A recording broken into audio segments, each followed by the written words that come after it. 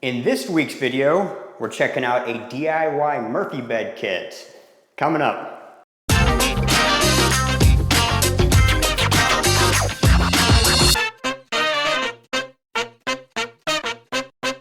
So I apologize for the echo. There's no furniture in this room because we are remodeling it. This is my girlfriend's office / our guest bedroom. So with it primarily being her office, it's rare that anybody ever stays in here. So we are going the trendy route of wanting a Murphy bed. That's gonna give us the most amount of room on a regular basis, and then we can fold it down whenever we need it. So you're probably already aware, if you're watching this video, that Murphy beds start at like $1,500 and go up from there. They're pretty expensive, and a lot of times they're made out of particle board or MDF, which is a really poor quality material. They come apart all the time. I did find a store that makes them out of actual plywood, but they start at $5 grand and go up from there. This kit that we have right here, we picked up on Amazon. I believe it was $270 at the time.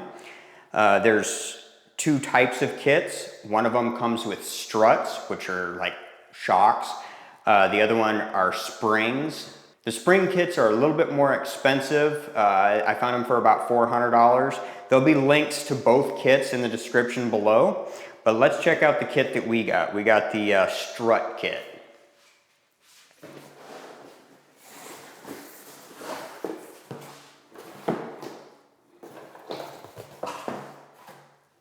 Now, when I opened up this kit, this is actually what prompted me to do a video and do a review on this kit.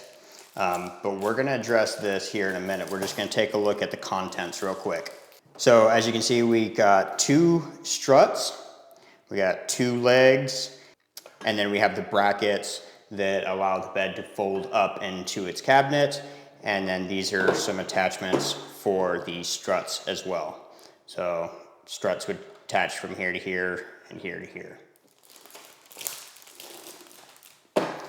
So I really found this pretty cool. So this is a DIY kit. However, it comes with some pretty good instructions here.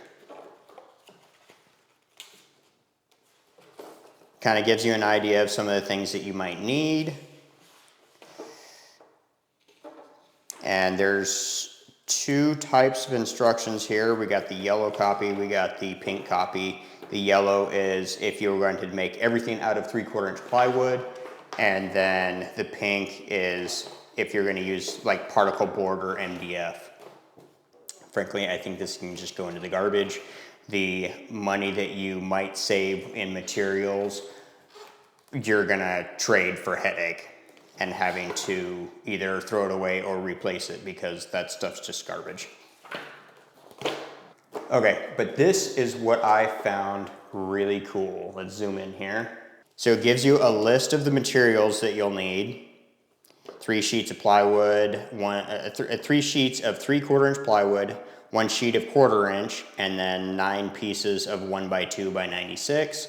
Now, I'm not gonna build it exactly how it has in here because it's only a twin size bed, so it doesn't need some of the ribbing that are in here, especially using 3/4 inch plywood, it'll be fine.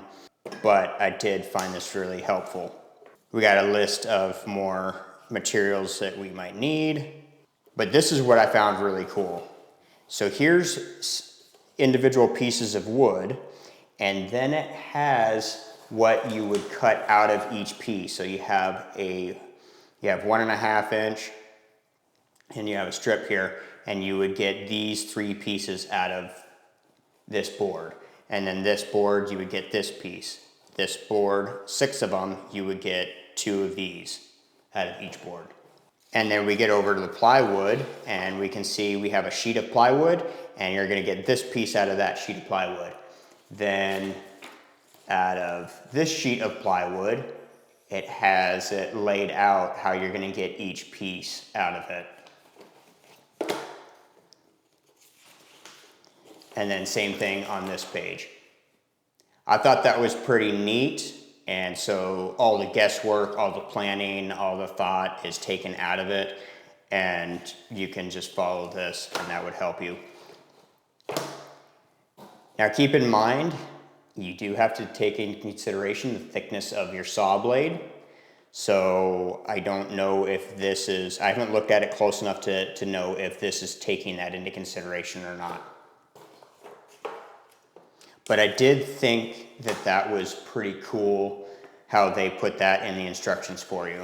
This is an example of some of the instructions that we have. We have a bunch of ribbing here that I don't think is necessary for a twin size bed. Might be a little bit overkill.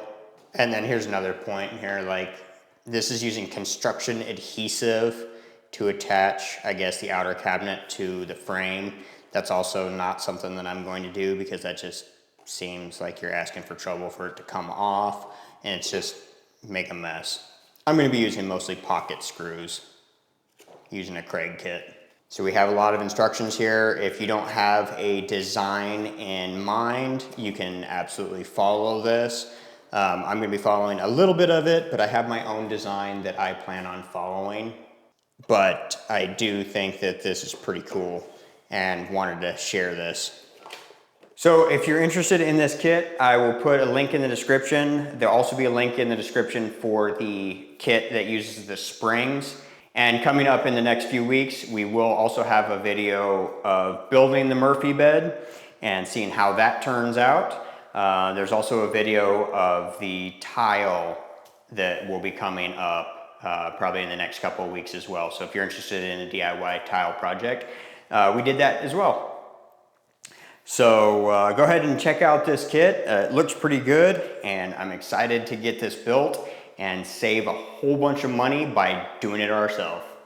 So that's it for this video and we will catch you on the next one. See ya.